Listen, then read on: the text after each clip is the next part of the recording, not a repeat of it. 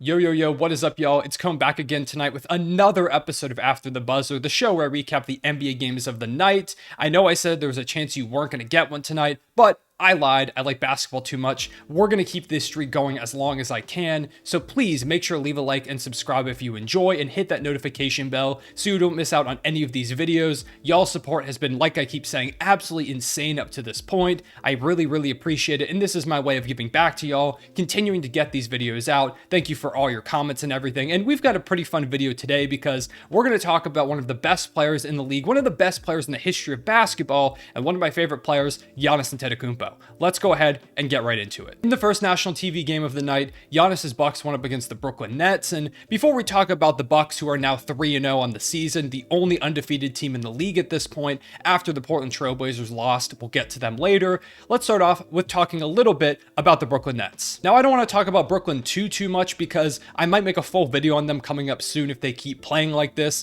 There are a lot of things I could rant about for a long time, but I want to keep this part short so we can get to the good stuff. So let's quickly just go over what went wrong for them in this game and really what's been going wrong for them all season continued through this matchup. Ben Simmons has really not been what he was supposed to be this season. He's really struggling offensively. He did shoot 7 times tonight, which is a good development. You want to see him be aggressive, but he only made 2 of those shots for 4 points on the night. He's getting a decent number of assists. You know, he's grabbing some rebounds, but if you're supposed to be this third member of a big three, you can't be scoring 4 points. He hasn't put up double-digit points in any game so far this season, and with how unaggressive he looks on most possessions, I wouldn't be surprised if he doesn't score double digits for a pretty good portion of the year at this point. There was one clip circling Twitter where Kyrie Irving was literally screaming at him to shoot the ball at one point, so loud that you could hear it on the broadcast. Sees a seam, drops it off. Simmons. Kyrie after the game was defending Ben Simmons, talking about how he's not played in about a year or so, which completely makes sense. That's why I'm not going to go too hard on him here,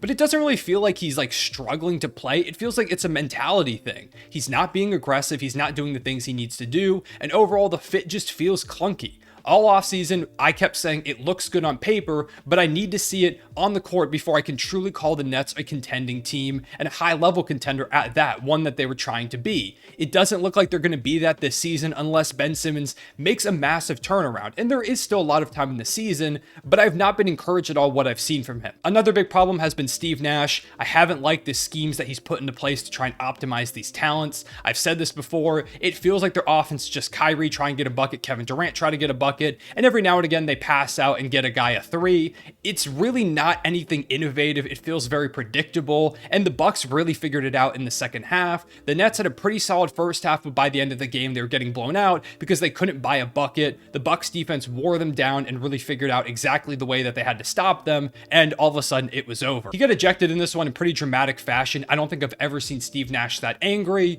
but overall I have not been impressed at all with him coaching really through the entire start of his coaching career, but especially this early portion of the season. I wouldn't be surprised if he doesn't make it through the year. But enough about Brooklyn. Let's talk about Giannis and the Milwaukee Bucks. They look every part of a title contender right now and a juggernaut, moving to 3-0 in the season without Chris Middleton up to this point. Drew Holiday has been great as a defender, although he's always been inconsistent offensively. He's going to continuously lock up the opposing team's best guard. Brook Lopez has looked the best he has in a long time. He's really locked in defensively, and honestly, so far, if I had to give a Defensive Player of the Year award, he might be in that consideration with how great he's looked there. Had great game against Joel Embiid earlier in the season. He was great again tonight. Brook Lopez has just been doing a bit of everything. The role players are stepping up too. Bobby Portis has been phenomenal. Wesley Matthews has looked solid. Grayson Allen has had his moments here and there, albeit a bit inconsistent. They haven't had Pat Connaughton yet. George Hill has looked good as a backup 1. They've had a lot of great contributions.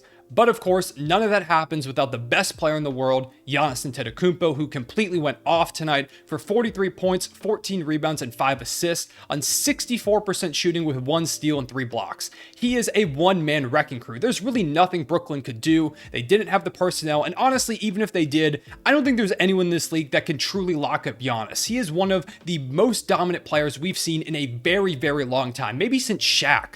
That's how dominant he has been over these past few seasons, where he's been the best player in the league. And I think at this point, basically think everyone knows that Giannis is the best in the world. I'm sure there's some of you watching this video that aren't going to agree with that, and you can have your own opinion, but I personally think any other opinion than Giannis is just objectively wrong. And honestly, I don't think it's that close between Giannis and the second guy. There are so many great players in this league: Nikola Jokic, Joel Embiid, Luka Doncic, Steph Curry, LeBron James, Kevin Durant, just to name a few. But honestly, at this point, with how great Giannis has been over these past few years, I think it's Giannis and then everybody else. He just puts up the most ridiculous numbers that feel like they're randomized. It feels like you just took random numbers and put them on a stat sheet, because I don't understand how they're possible. He makes an impact in a way that no other player in the league makes, both offensively and defensively. When you watch Giannis play, if you blink for even a second, you're going to miss him put up 8 points, 4 rebounds, 2 assists, and a steal in like 3 seconds. It's just insane how immediately he impacts the game every single second he's on the court. And if you don't believe me, let's talk about the game he just had against the Rockets, the first of now 2 back-to-back 40 pieces. And in that game, he had 44 points, 12 rebounds, 3 assists on 81% shooting, including 2 of 3 from 3 in 27 minutes. In 27 minutes, he had 44, 12, and 3. Some of you are going to say, oh, it's against the Rockets. I don't care who it is against. It is an NBA team that he is putting up those numbers against. It doesn't matter. He could be playing against the worst team in the league, which the Rockets might be amongst those contenders. Regardless, those are inhuman numbers. No player is putting up numbers like that like Giannis does, and it goes far beyond the box score too. When you look at Giannis play, his impact is felt. Offensively, he's able to get to the basket with ease. There's nobody that can stop him once he gets downhill. He can just power through defenders. He's also developed a pretty solid mid-range jumper. He finishes with more finesse than people give him credit for. He's hitting threes this season, albeit it's just through 3 games. It's a very small sample size, at a 40% clip so far.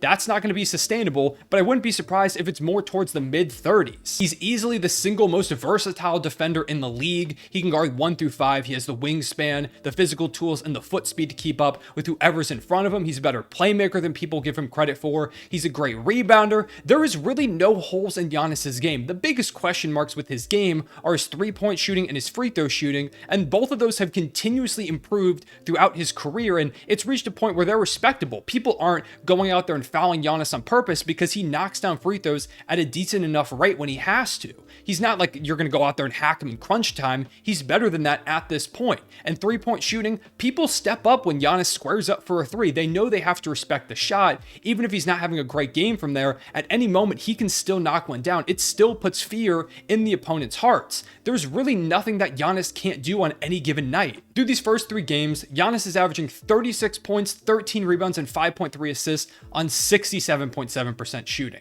That's a stat line that I can guarantee has never been put up in the history of the NBA. I don't even need to look it up. I'm not saying he's going to keep those numbers going the entire year, but he could very easily in fact, I wouldn't even be surprised if those were numbers similar to what he puts up all season. That's how good he is. I wouldn't even be surprised by those. I feel like we've just kind of become normalized to what he does. He looks very poised to make another run at MVP and potentially another Defensive Player of the Year award, because these Bucks are locked in. And it looks like this could very well be the season where Giannis gets his 2nd ring, and potentially could have been his 3rd if Chris Middleton weren't hurt in last year's playoffs. He is one of those players that I feel like we're going to look back and be like, he truly was one of the most dominant forces we've ever seen. And in the offseason, I made a video talking about how he's already kind of building a GOAT resume. I'm not saying he's in that conversation yet at all, because he's not.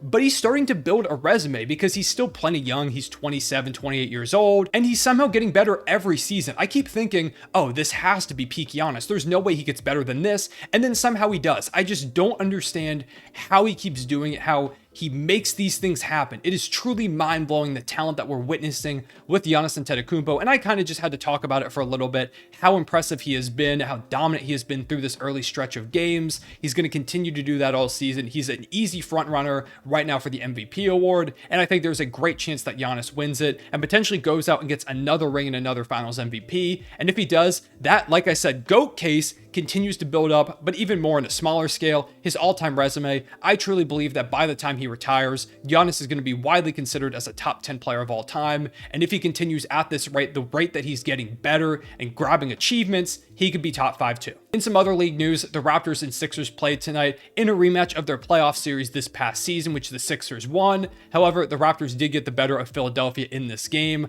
I don't want to talk too much about Philly, to be honest. They're continuing to have the same problems we've talked about in the past. Their defense feels horrible. They're not making rotations, transition defense especially. There were so many moments where the Raptors just had one guy leak out and get a very easy layup. The Sixers would cut the lead down to like 8 or 6, and then they'd get like 2 really wide open layups. And even on half court possessions, it felt like almost every single moment the Raptors were getting a wide open look or just a lightly contested one. I don't know how when you have a team with Joel Embiid, you're so poor defensively, but up to this point, they've not been on par. A lot of that does go on Joel Embiid, who hasn't looked like himself so far. He looks kind of out of shape, and he's going to be better. He'll be fine, but starting off 1-4 is really rough for a Sixers team that has title aspirations. On the Raptors side of things, Pascal Siakam continues to be one of the most underrated players in the league. He had 20 points, 5 rebounds, and 13 assists tonight. He's just so incredibly versatile. He can be your leading scorer. He can be your leading playmaker. He can grab rebounds, run in transition, handle the ball. A great defender too on anybody in front of him. There's really nothing Siakam can't do, and the Sixers had absolutely no answer for him in this game. He started off super hot and really cooled down, but mainly it was because the Sixers were doing whatever they could to get the ball out of Siakam's hands. They were throwing double teams. They were shading over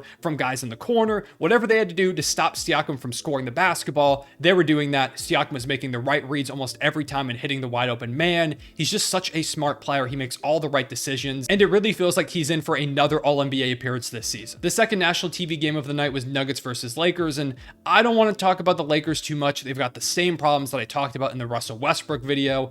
I don't really need to go into it too much. I will give them credit. They had their best three-point shooting night of the season, shooting 26.6%, so round of applause for them, but it's not going to get better until they make trades. Rob Pelinka has said he wants to wait like 20 games. If they do so, there's a good chance they're like 5-15 by that point. This team's just not good. They've got a solid defense. Offensively, everybody is struggling. They can't get any form of consistency. Russell Westbrook did not play in this one. If the Lakers had won with Russ being out, I might have had to leave Twitter and YouTube for a little bit to take a break, but they didn't end up winning this one. The Nuggets ran away with it. Nikola Jokic was dominant, 31, 13, and 9 on 12 of 17 shooting. The Lakers just had no answer for him.